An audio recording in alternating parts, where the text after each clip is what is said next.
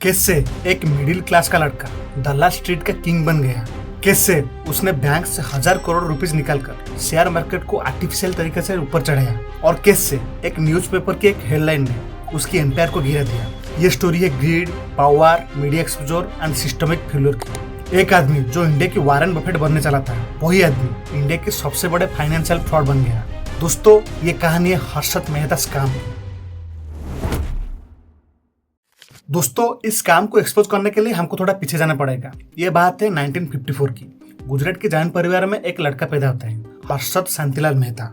बचपन से उनकी जिंदगी आसान नहीं थी। उनके पिता के एक कपड़े की दुकान था और उस दुकान के जरिए में जैसे तैसे उनका गुजारा हो जाता था। लेकिन हर्षद के सपने बहुत बड़े थे। बोरीवली मुंबई में बड़े हुए हर्षद ने अपनी स्कूलिंग के बाद बीकॉम की पढ़ाई 1976 में लाल लाजपत राय कॉलेज में कंप्लीट करते हैं। ग्रेजुएशन कंप्लीट होने के बाद हर्षद ने तुरंत छोटी मोटी नौकरी करने लग जाते हैं। अपने घर की बुरे फाइनेंशियल हालत की वजह से वो सीमेंट सेलिंग से लेकर के होलसेल सेलिंग तक करने लगते हैं। और फाइनली कुछ दिन काम करने के बाद उनको न्यू इंडिया इंश्योरेंस कंपनी में सेल्समैन की नौकरी मिल जाता है। कुछ दिन सेल्समैन बन के काम करने के बाद उनको न्यू इंडिया इंश्योरेंस कंपनी की इन्वेस्टमेंट डिपार्टमेंट को ट्रांसफर कर दिया जाता है। वहां पर वो जो काम करते थे, लंच टाइम के दौरान उन्होंने बॉम्बे स्टॉक एक्सचेंज घूमने के लिए जाया करते थे, जहां से उनके अंदर धीरे धीरे स्टॉक मार्केट के जुनून जागने लगता है। दोस्तों, उस टाइम बॉम्बे स्टॉक एक्सचेंज में एक ट्रेडिंग रिंग हुआ करता था, जहां पर कंपनी के शेयर्स को मैन्युअली खरीदा और बेचा जाता था, क्योंकि उस समय इलेक्ट्रॉनिक ट्रेडिंग सिस्टम इंट्रोड्यूस नहीं किया गया था।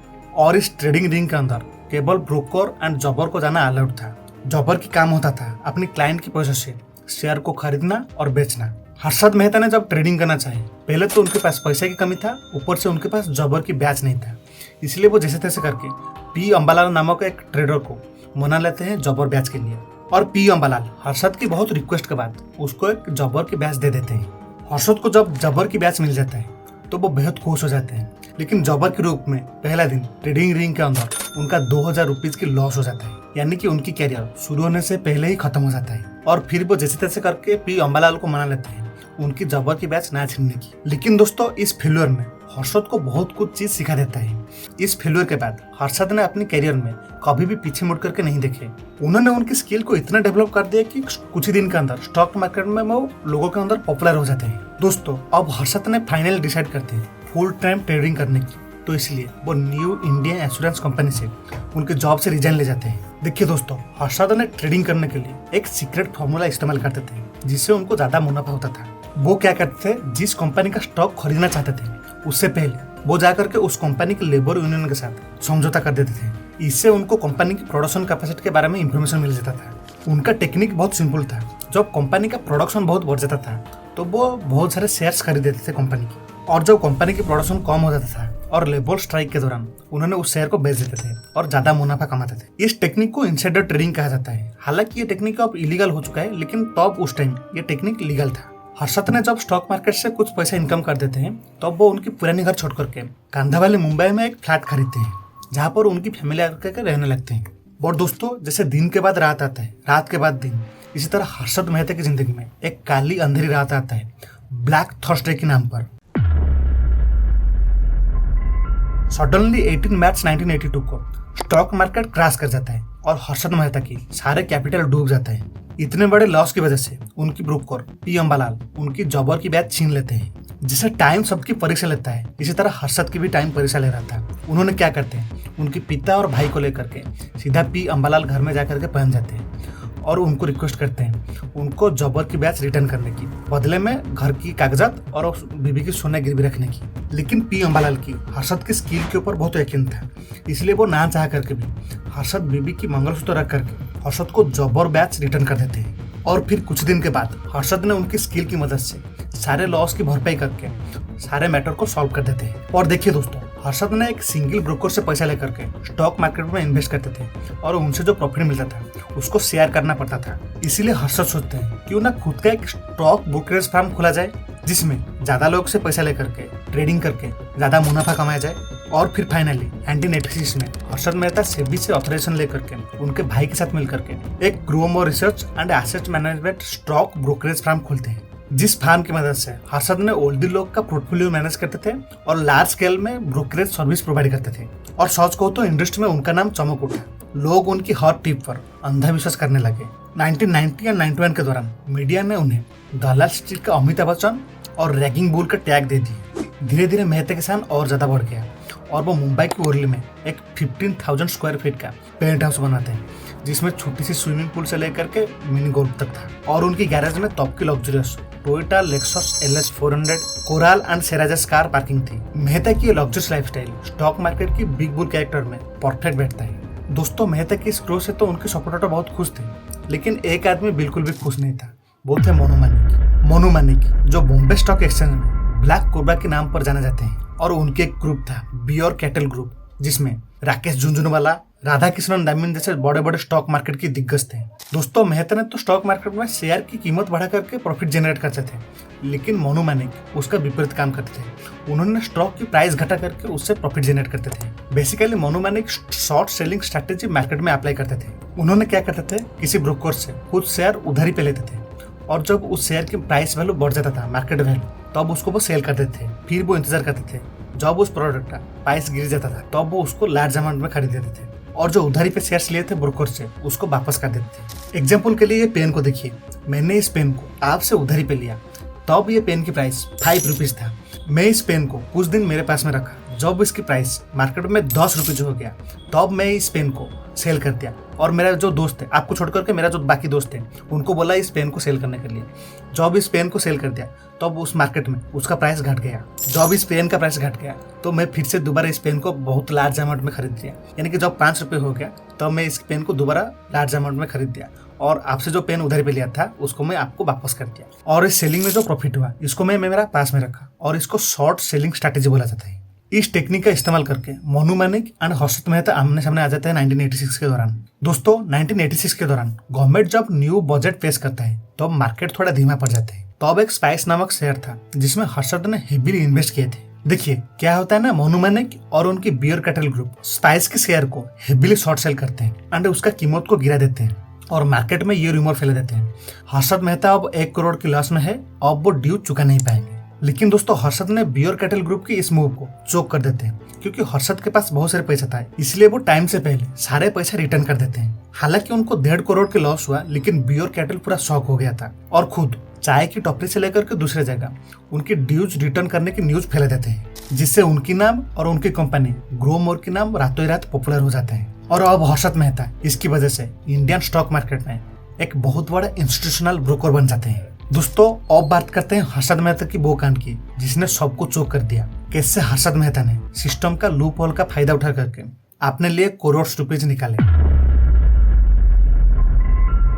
तो दोस्तों, सबसे पहले बैंक फ्रॉड स्कैम से शुरुआत करते हैं। देखिए क्या होता है ना, 1990 के दौरान इंडियन बैंक को इक्विटी शेयर में इन्वेस्ट करना मना था। बैंक को आरबीआई की तरफ से एक सर्टेन रेशियो गवर्नमेंट बॉन्ड में रखना पड़ता था, लेकिन बैंक को प्रॉफिट भी देखना था, इसलिए बैंक्स आपस में एक ब्रोकर के थ्रू एक दूसरे से पैसा उधार लेने लगते हैं। इसको रेडी फॉरवर्ड डील बोला जाता है। आसान शब्द में, एक बैंक दूसरे बैंक से कुछ दिन के लिए पैसा उधारी पे लेता था और बदले में सिक्योरिटी के रूप में गवर्नमेंट बॉन्ड उसको देता था, जो काम एक ब्रोकर के थ्रू होता था। दोस्तों, हर्षद मेहता जब उस मार्केट में एंट्री लेते हैं, उनसे पहले उस मार्केट में बहुत बड़े बड़े दिग्गज थे, जैसे कि B B Desai, B C Devdas, Hiten Dalal, C मेरकानिजिस, नरेश अग्रवाल, डीएस पूर्वदास एंड जयंतलाल खंडवाल जैसे ब्रोकर मेजॉरिटी ऑफ बैंक्स जैसे कि Citi bank, bank of America, Canada bank, Greenland bank, SBI, Standard Chartered bank and Syndicate bank को होल्ड करके बैठे थे। यानी कि इस बैंक में ब्रोकर के रूप में पहले से ही काम करते थे। लेकिन हर्षद मेहता ने इस सिस्टम को बैडली एक्सप्लॉइट करते हैं। उन्होंने कुछ बैंक से नेगोशिएशन करते हैं, अगर वो पैसा उनके अकाउंट में ट्रांसफर करेंगे तो वो दूसरे ब्रोकर से हाई रेट ऑफ इंटरेस्ट देंगे। फिर बैंक ने इस भरोसे में पैसा की उनकी पर्सनल अकाउंट नहीं तो उनकी फार्म के अकाउंट पर छोड़ देते थे, जिस पैसा से हर्षद मेहता दूसरे बैंक के साथ डील करते थे ब्रोकर के रूप में। लेकिन उन्होंने एक लूप होल ढूंढ के निकालते हैं। वो देखते हैं जब एक बैंक दूसरे बैंक के साथ डील करने के लिए उनके अकाउंट में पैसा छोड़ता है, तो वो पैसा कुछ दिन के लिए उनके अकाउंट में ऐसे ही पड़े रहता है। तो हर्षद मेहता ने क्या करते हैं, उस पैसा को स्टॉक मार्केट में लगा देते हैं और आर्टिफिशियली शेयर की प्राइस को बढ़ा देते हैं। जब शेयर की प्राइस बढ़ जाता था, इस मौका पर हर्षद ने उनके शेयर बेच करके ज्यादा मुनाफा कमा देते थे। वो मुनाफा को अपनी पकड़ में रखते थे और जो बाकी का पैसा था उसको दूसरे बैंक के साथ डील करते थे। हर्षद ने इस टेक्निक की मदद से share like ACC, Videocon and Sterlite industry में प्राइस इंक्रीज कर देते थे और उसको बेच करके बहुत सारे मुनाफा कमाते थे। दोस्तों आप एक बात जानकर शौक हो जाओगे, 1991 के दौरान जब एसीसी की प्राइस 200 रुपीज था, उन्होंने एक सीक्रेट तरीका इस्तेमाल करके 3 महीने के अंदर उसकी प्राइस 9,000 रुपीज कर देते हैं। दोस्तों हर्षद ने जो ये स्ट्रैटेजी फॉलो करते हैं उसको पॉप एंड डॉम स्ट्रैटेजी बोला जाता है। इस टेक्निक की मदद से तो हर्षद ने बैंक के पैसों से स्टॉक मार्केट को आर्टिफिशियली मैनिपुलेट किए थे और उनके प्रॉफिट निकाल करके ले जाते थे, लेकिन जो आम इन्वेस्टर थे उनका बहुत लॉस होता था। दोस्तों अब बात करते हैं हर्षद के दूसरे चाल के बारे में, that is fake bank receipt. दोस्तों बैंक रिसिप्ट से पहले आरबीआई ने पब्लिक डेबिट ऑफिस खोल रखा था, जिस ऑफिस का काम था जो 2 बैंक के बीच में गवर्नमेंट बॉन्ड इशू करके ट्रांसफर किया जा रहा था उसकी रिकॉर्ड को लिखित रूप में रखना, जिसको सब्सिडरी जनरल लेजर कहा जाता था। एक्चुअली जिस रिकॉर्ड को मैनुअली इंसान के द्वारा लिखा जाता था, जिसमें गलती भी हो सकता था, इसलिए आरबीआई ने बैंक रिसिप्ट सिस्टम इंट्रोड्यूस किया। इससे एक चीज आसान हुआ, जब दोनों बैंक के बीच में रेडी फॉरवर्ड डील होता था तो अब एक बैंक दूसरे बैंक को बैंक रिसिप्ट देता था सिक्योरिटी के रूप में ब्रोकर के थ्रू। जिस रिसिप्ट को लोन देने वाला बैंक उसके पास में रखता था और जब लोन लेने वाला बैंक पैसा वापस कर देता था तो वो रिसिप्ट को भी वापस ले जाता था। आप सिंपली शब्द में समझो, हम जब बैंक से होम लोन लेते हैं तो वो बैंक सिक्योरिटी के तौर पर हमारे घर का असली कागजात अपने पास में रखता है, और हम जब इस लोन को नहीं चुका पाते हैं तो बैंक इस कागजात के मदद से हमारी जमीन को नीलामी कर सकता है। इधर जो जमीन की असली कागजात है उसको आप बैंक रिसिप्ट के रूप में मान लीजिए, और ये रिसिप्ट 2 बैंक के बीच में ट्रांजैक्शन के टाइम सबूत के रूप में काम करता है। इस मौका का फायदा उठाने के लिए हर्षद मेहता ने छोटी बैंक ढूंढने लगे जो उनके लिए फेक बैंक रिसिप्ट बनाए बिना किसी एसेट्स लेकर के। मार्केट फीड के एक आर्टिकल के हिसाब से तो भी मेहता की नजर 2 बैंक के ऊपर पड़ता है, बैंक ऑफ करद एंड मेट्रोपॉलिटन कोऑपरेटिव बैंक, जिस दोनों बैंक ने उनके लिए फेक बैंक रिसिप्ट इशू करते हैं। जो बैंक रिसिप्ट एक गवर्नमेंट बॉन्ड की तरह तो लगता था, लेकिन ये एक पीस ऑफ पेपर के अलावा और कुछ नहीं था, यानी कि इसका वैल्यू पूरा 0 रुपीज था। हर्षद ने जब इन दोनों बैंक से फेक रिसिप्ट बना देते थे तब वो ये रिसिप्ट को लेकर के दूसरे बैंक के पास जाते थे और इस रिसिप्ट को दिखा करके उनसे लोन ले आते थे और इस लोन पैसे को स्टॉक मार्केट में इन्वेस्ट करते थे। हर्षद ने तो पहला बैंक से पैसा लेकर के स्टॉक मार्केट में इन्वेस्ट कर दिए, लेकिन वो बैंक को अब कैसे पैसा रिटर्न करेंगे, तो वो और एक स्ट्रेटेजी इंप्लीमेंट करते थे। वो क्या करते हैं, उसी सेम प्रोसेस अप्लाई करके तीसरे बैंक के पास जाते थे, उनको वो दूसरी फेक बैंक रिसिप्ट दे करके उनसे लोन ले आते थे और उस पैसे को पहले बैंक को दे देते थे। यानी कि हर्षद मेहता ने फेक बैंक रिसिप्ट दिखा करके एक बैंक से पैसा लेकर के दूसरे बैंक को दे देते और एक बैंक से पैसा लेकर के स्टॉक मार्केट में लगा देते थे। इस प्रोसेस में उनका तो प्रॉफिट हो रहा था, लेकिन नुकसान हो रहा था बैंक्स का। दोस्तों इस काम को ऑपरेट करने के लिए हर्षद ने बहुत सारे बैंक के क्लर्क से लेकर के टॉप लेवल मैनेजमेंट तक उनको रिश्वत दे दी थी। इस प्रकार के काम करके हर्षद ने स्टॉक मार्केट में पैसा लगाते थे और जिसके चलते एसीसी की प्राइस 200 से सीधा 9,000 रुपीज हो गया था। एंड जिस दिन हर्षद ने उनके शेयर प्राइस बेचे उस दिन मार्केट क्रैश कर गया। IIM के एक स्टडी के हिसाब से अप्रैल 1991 से मई 1992 के बीच में बैंक से लगभग 3,500 करोड़ रुपीस निकाल करके स्टॉक मार्केट में लगाया गया था। दोस्तों जब यह स्कैम पकड़ा नहीं गया था तो अब सेंसेक्स ऑल टाइम हाई पर था, यानी कि 1250 पॉइंट, लगभग 4,400 पॉइंट हो चुका था। इससे पहले मार्केट कभी भी इतने बड़े ग्रोथ नहीं दिखा था। दोस्तों इस साइड पर हर्षद ने इस प्रकार के स्कैम ऑपरेट कर रहे थे, तो अभी SBI ने हर्षद को बुला करके 500 करोड़ रुपीस तुरंत रिटर्न करने को डिमांड करता है। बट इस खबर के बारे में जनता को पता ही नहीं था, तो अभी ये खबर बाहर लीक हो जाता है। देखिए क्या होता है ना, 23 अप्रैल 1992 की सुबह को टाइम ऑफ इंडिया की न्यूज़पेपर जर्नलिस्ट सुचिता दलाल ने ये लिखते हैं, SBI ने बिग बुल से मांगा 500 करोड़ रुपीज। जैसे ही इस आर्टिकल पब्लिश होता है तो अभी सेंसेक्स क्रैश कर जाता है, स्टॉक मार्केट में प्राइस 40% तक गिर जाता है। देश भर में एक बहुत बड़ी भागदौड़ मच जाती है।